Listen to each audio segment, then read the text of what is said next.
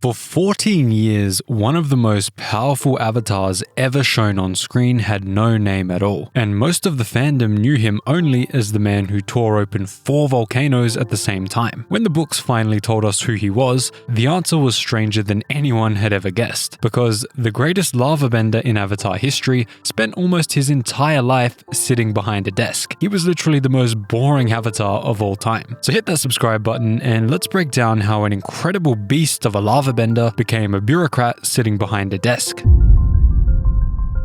Avatar Seto was born in what may be the worst stretch the Fire Nation had ever endured. Plague moved through the islands, natural disasters wiped out harvests and homes, and families who had been comfortable for generations lost everything in the space of one season. On top of that came the noble clans who spent those years tearing pieces out of each other while the throne looked on with almost no ability to stop them. The country of the Fire Nation had effectively fractured into semi-independent regions, each one answering to whoever held power locally, and there were serious people alive at the time who believed that the ancient warlord era was beginning all over again. In his early years, Avatar Seto grew up alongside a dragon, and that dragon eventually became his animal guide, which places him in the same lineage as Roku and later Iroh in terms of that bond with the oldest firebending masters in the world. It is one of the few genuinely warm details that we have about his early years, and it comes from a period where the country around him was falling apart. Eventually, as he grew up, Avatar Seto's identity came out, and it was earlier than most. While he was still a young child, Seto bent a second element in front of witnesses, which was something that no other fire avatar in history had ever done, at least as far as we know.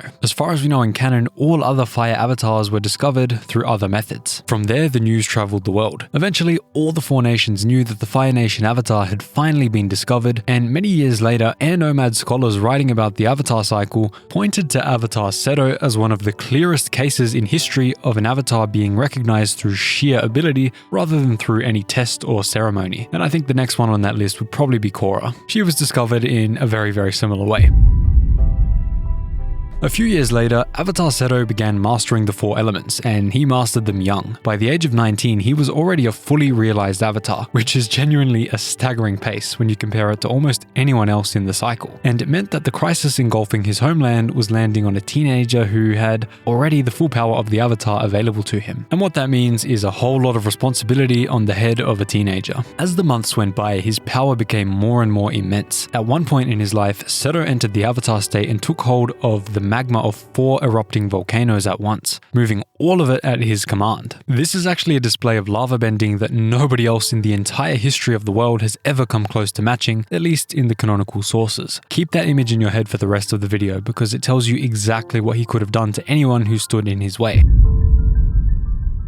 Soon after that though, Avatar Seto applied for a government job, and as the Avatar he had every right to walk into the capital, seize control and then force whatever policies he wanted through on the crown. However, Seto entered the Fire Nation bureaucracy as a junior minister. He turned down the privileges that came with his title and worked as a regular official who took orders from a senior minister and from Fire Lord Yosor himself. And if you want to know about the Fire Lords of this time, check out the family tree of the Fire Nation royal family on screen or in the description after the video ends. Through this, he advanced the same way that anyone else did, through results and promotion by promotion. He literally started at the bottom and worked his way up the Fire Nation bureaucracy. And throughout all this time, he recognized that he was working for the throne rather than around it. Every problem he solved made the central government look capable, which slowly pulled authority back towards the capital and away from the warring warlords and clans that were pulling the country apart. Avatar Seto knew that if he could put away his own desire for power and for taking the crown, which he easily could have done, and instead put his effort towards strengthening the crown, he may be able to reunite the Fire Nation once and for all. After some time in these roles, he turned out to be an exceptionally good bureaucrat. On top of this, he was a talented diplomat, a gifted public speaker, and a very serious accountant. And eventually he climbed all the way to the position of Grand Advisor to the Fire Lord, the most trusted voice in Fire Lord Yosor's court. From there, he achieved the thing that years of open fighting had failed to achieve. He managed to broker a peace between the warring noble clans that actually lasted. Finally, after years and years of struggle between warlords and fighting clans,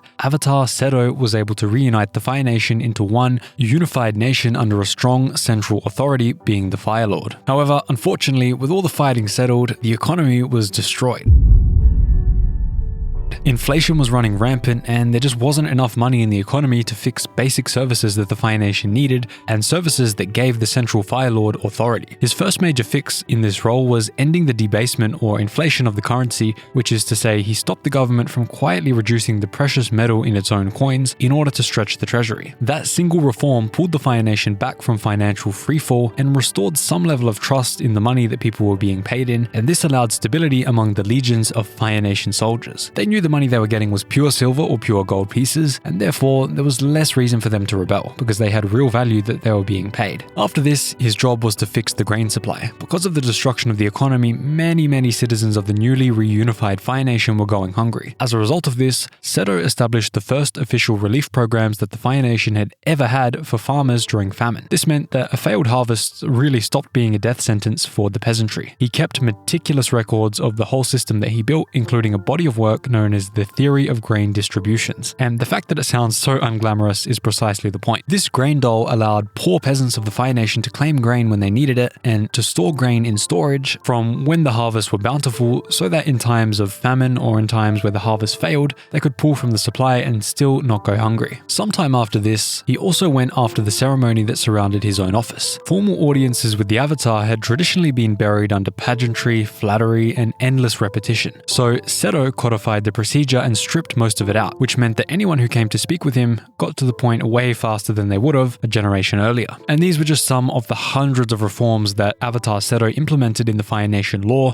to turn it into a productive and prosperous nation ready to fight anyone. And of course, we know that later on, these reforms would help set the stage for the Fire Nation to industrialize. And of course, because they had fire, they were the first to ever get access to industrialization. Regardless, sometime in his older days, he found his way into Wan Shitong's library, which almost nobody manages to do. And at another, he visited the Northern Air Temple and stayed in the quarters reserved for the Avatar. When he moved out, that room was almost completely bare. There was a bed, a desk, blank walls, nothing personal left anywhere in it, and to anyone who wandered in afterward, it looked like the room of a man with absolutely nothing to hide. And that's who he was. He was an extremely transparent man, and he knew that his transparency was the reason why there was trust in the Fire Nation central government. Now, all of this was the surface. Below all this, the dutiful, the humble, the endlessly honest public servant that the Fire Nation remembers, that was just a persona that Seto put on top of everything. Now, this was genuine, this was real, because he knew that this would make for a better nation. However, beneath it, he was a master of espionage and deception, whose command of spycraft and manipulation was deep enough that people who worked in it and worked in that world spoke about him with genuine awe. He was one of the best spies the world had ever seen. And that's why his travels took him all over the world to spy for the Fire Nation. Now, you may be thinking, with all of these roles and all of these law reforms, why wasn't he the Fire Lord? He basically acted as the Fire Lord, and that is true. So that is why, when he died, his portrait went up immediately in the Royal Gallery alongside the other Fire Avatars, and importantly, alongside the Fire Lords. And they showed him in his minister robes holding an abacus and a large official stamp, which is a wonderfully strange set of objects to put in the hands of an Avatar.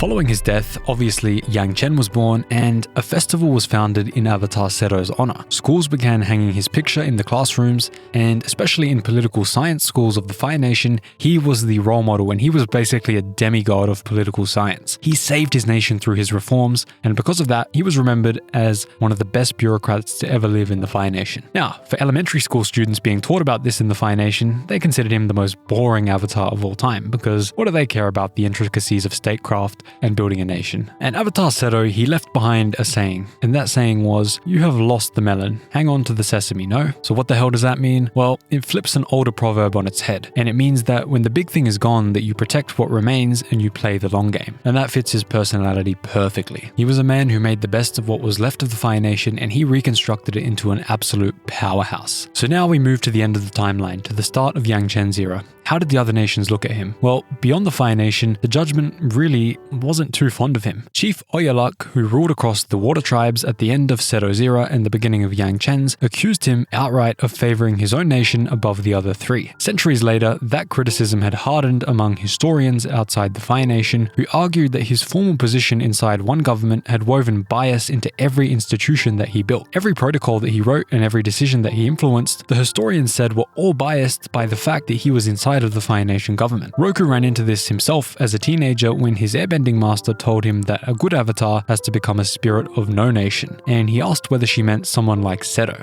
She agreed, and they left it there and never broached it again. Avatar Seto's work outlived almost everyone who criticized it. Even Korra's firebending teacher once punished her for losing focus during training by making her copy out Seto's theory of grain distributions by hand, which means that his writing was still circulating by the age of Republic City. And that is the complete life of Avatar Seto, one of the most boring avatars of all time, but really, behind the scenes, one of the greatest statesmen of all time. Thanks so much for watching, guys. If you want to see more timelines and more of the lives of the other avatars, let me know in the comments down below, and if you made it this far, drop a thank Mr. Seto in the comments down below.